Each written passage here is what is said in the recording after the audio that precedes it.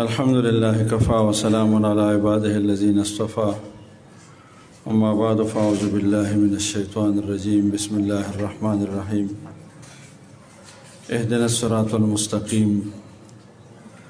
وقال النبي صلى الله عليه وسلم عليكم بالسمع والطاعة وكما قال عليه الصلاة والسلام. فدې ډېر پربکاره او د جمعیت طلبا اسلام د برداری تقریب تاسو زموږ د ټولو په شریکه باندې ډېر معزز او محترم ملمانه د دې مهمان خصوصي د آل فاټا جنرل سیکرټري جناب حضرت مولانا عبدالرشید صاحب دامت برکاتهم العالیہ، سابق سینیٹر محترم مولانا رشید احمد صاحب سابق سینیٹر، جناب محترم رحمت شہزاد صاحب جمعیت طلبا اسلام کے پی کے صوبائی صدر، جناب محترم مولنا عادل صاحب جمعیت طلبا اسلام صوبی ډېر معزز او محترم جنرل سیکرټري، او بیا په سټیج باندې ناست د جمعیت علماء اسلام د ضلع صوابی جنرل سیکرټري جناب نور اسلام خان، محمد ناظم صاحب، مولانا ابراہیم صاحب، مولانا سردار صاحب، اور جمعیت طلبا اسلام د ضلع ډېر معزز او محترم ملګري جاوید صاحب، حسنین، د کابینې نور ارکان، زما ډېرو عزتمندو نوجوانانو، کمانه د چا نوم هېر شوی، امین شاه صاحب، او زموږ د سوشل میډیا ډېر معزز او محترم ملګري، ډېر ایکټیو ملګري، ستاسو د ټولو شکریا دا قوم او د صوابی سټي د ذمہ دارو ملګرو، دلته د صوابی سټي صدر موجود دی، مولانا سپندیار صاحب ملګري موجود دي، ستاسو د ټولو ډېر مشکور یم د جمعیت طلبا اسلام چې کوم نوجوانان په دې میدان کې موجود دي، ستاسو کارکردګي هغه د ټولو وړاندې ده، یو ښه منظم طریقه باندې ملګري کار کوي. ظاهره د کمزورۍ به وي، خامخا د دغه کمزورو ایستلو کوشش به کوو، په هغې باندې تفصیلي خبرې ملګرو وکړې او سیر حاصل بحث زموږ نور اسلام خان تاسو ته په هغې باندې وکړه. د ډېرو تجربو نه وتی دی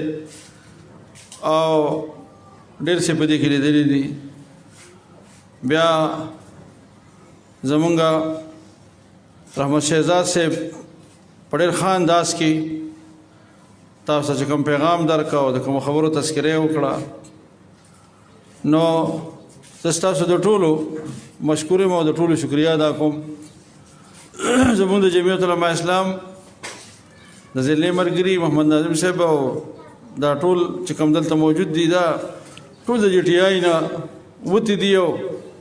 تجربه کار ملګري دي، نو دوی وقتاً فوقتاً به تاسو سره رابطه هم ساتي او انشاءالله تاسو مکمل سرپرستی به کوي ضلعي جماعت دې باندې تاسو مطمئن اوسئ. زما ملګرو ته دغه درخواست وي چې هغوی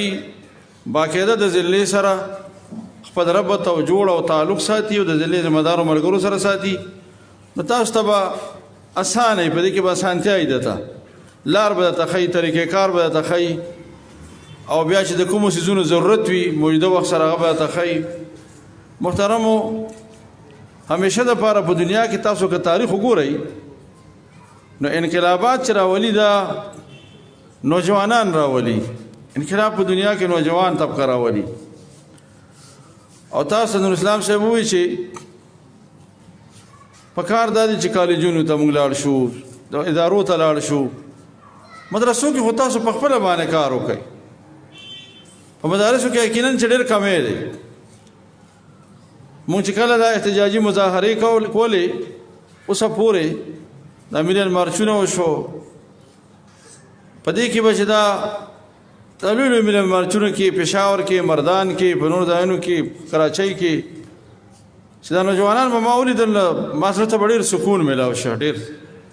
چې الحمدلله زموږ نوجوان دې حوالې سره بیدار شوی دی او د یو سوچ او یو فکر لري او د هغې دپاره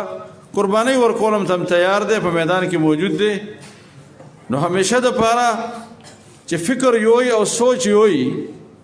نو هغه خلک بیا د هغې دپاره هر قسم قرباني ورکوي تاسو ته زه زیات تفصیل نه کوم صرف یو مثال در کوم قرآن کریم کې الله تبارک وتعالی د اصحاب کهفو تذکره کړې ده دا څوک په دې کې ډېر روایات دي خو دومره معلومه ده چې دا د ډېرو اوچتو خاندانونو خلکو د وزراو د عمراو د مملکت د هغوی اولادو او دی یو تن چې راغلی و او یو ځای کې جمع شوي د یو ونې د لاندې نو یو فکر را جمع کړي و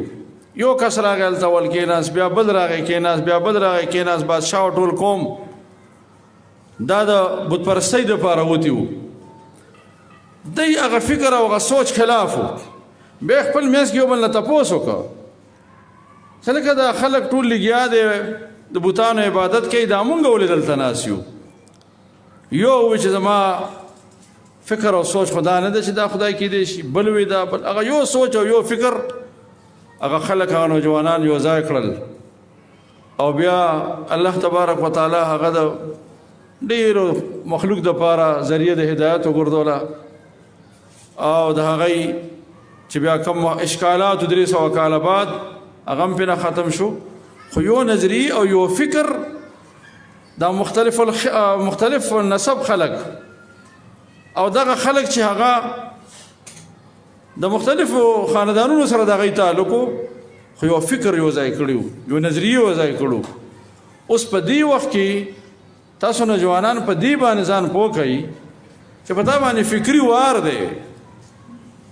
عالمي وار دی فکري جنگ دی تا سره یو خو سامنے دا جنگونه چې موږ سره کم کوي او طاقتور خلک دی زورور خلک دی زمونږ په وسایلو قبضه کوي زمونږ په ملکونو باندې قبضه کوي یو خو سامنے تاسو ته معلوم دي خو یو ستا په فکر باندې وار کوي دا د اوس نه دی دا خو د ابتدا نه دی د حق او د باطل یو معرکه ده دلته بدقسمتي دا وشوه چې موږ غلامان شو او 200 کاله فرنګي په موږ باندې حکمراني وکړه هغه د ټولو نه اول چې زموږ باندې کم وار کړی زموږ په فکر وار کړی زموږ تعلیمي نظام ختم کړ زموږ اجتماعیت ختم کړ زموږ چې کوم یو سوچ او یو فکر لره هغه فکر را ختم کړ هغه تاس نسک او بیا کوم خلک چې مذهب او دین طرف ته رااله او د دین د سنبالولو د هغې هغه بیړۍ اوچته کړه په هغې کې رنګارنګ فرقې پیدا کړي عجیبه عجیبه فرقې پیدا کړي زه راته دا ثبوت سره وایم او دلیل سره دا وایم دا څومره فرقې چې تاسو په پاکستان کې وینئ تاسو دی لږ شاته لاړ شئ تاریخ وګورئ تاسو ته پته ولګي چې دا فرنګي پیدا کړي زه نومونه نه اخلم دا څومره فرقې چې دي دا فلانۍ فرقه ده د چا شنه پټکي دي د چا تور پټکي دي څوک څنګه دي کم خلک دی خو چې لاړ شه شاته لږ لاړ شه دا به فرنګي پیدا کړي دا خلک نو هغه وخت نه زمونږ په نظریه او زمونږ په عقیده باندې زمونږ په فکر باندې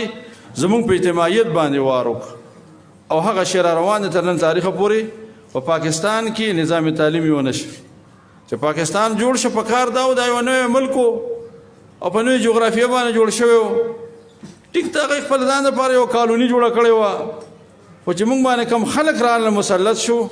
بدقسمتي زمونږ دا وه چې هغه خلک د هغه خلکو چې هغوی ورته د سر خطابونه ورکړو هغوی قوم ملک سره غداري کړې وه هغه خلک یې په موږ باندې کېنو دا اویا کالو شو چې هغه خلک په موږ باندې ناست کومو خلکو چې قرباني ورکړو ته خو موقع میلاو نه شوه کومو خلکو کې وحدت د فکر هغه خلکو ته میلاو نه شو موقع او هغه خلک په موږ باندې مسلط شو چې هغه فرنګي د خپل ځان او د مقاصدو دپاره پیدا کړو نو ملک هم 2 لخت چې تاسو وکته نن په ملک چې کوم حالات دي نن دی را پاهدل او خبره کوي چې مونږ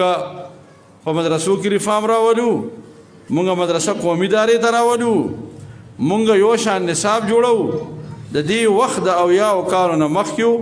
او اوس هم سره مونږ هغې ته تیار یو که چېرې ته دا کول غواړې په سیمانو کې نو هغې ته سره مونږ تیار مونږ خو د تعلیم په منځ کې تفریقه نه ده کړې علم دی که هغه دنیاوي علم وي که هغه دیني علم وي دغه طریقه به وه چې یو حده پورې به علم مشترک و بیا دغې نه وروسته به خلک لاړه څوک به کالجونو ته لاړه څوک به یونیورسټو ته لاړه څوک به مدرسو ته لاړل چا به مخه باندې علم حاصل کړه دا طریقې کارو او چې فرنګي راغی نو دا هر څه تقسیم کړو. نن هغه نور خلک هم باندې ناست او زموږ دا شته چې کوم څه لږه اساسه ده د دې د ختمولو دپاره کوشش کوي، د دې دپاره رنګ رنګ حربې هغې دپاره استعمالوي. او بدقسمتي دا ده چې په مونږ کې هغه خلک پیدا کوي، هغه خلک زموږ میز کې پیدا کوي. بېګا یو سړی ځان ته سکالر وایي، د ناوخته لاړم هغه راغلو او مېلمانه په دې اسلام آباد کې پاتې کېږي، دارالعلوم حقانی نه هم فاضل دی او دا جدید سیزونو باندې هم د هغه ښه پوره عبور دی په هغې باندې،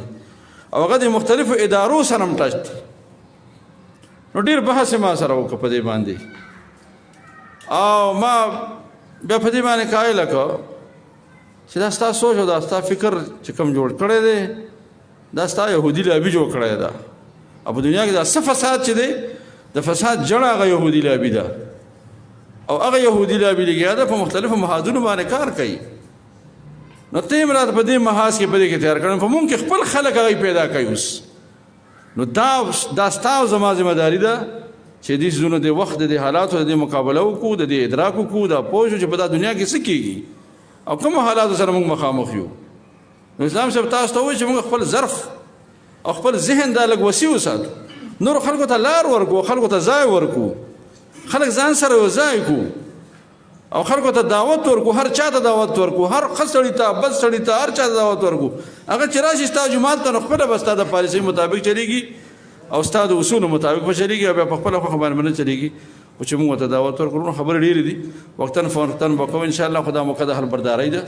زه ستاسو ډېر مشکور یم او د دې مېلمنو ډېره شکریه ادا کوم. کومونه د مېلمنو په اکرام کې په عزت کې مونږ نه څه کوتاهي شوي، زما د ملګرو نه څه کوتاهي شوي، د نوجوانانو نه شوي، نو زه دی نه پیشګي معافي غواړم او د دې ډېره شکریه ادا کوم د خپل ټول جماعت د طرف نه، ضلعي جماعت د طرف نه. ستاسو د ټولو مشکور یم او انشاءالله وقتاً فوقتاً به ستاسو پروګرامونه موږ به د مکمله سرپرستي کوو، خو تاسو به محنت کوئ او کار به کوئ. الله دې ستاسو زموږ حامي او ناصر شي. واخر دعوانا الحمدلله رب العالمین. د خپل ضلعي امیر محترم مولانا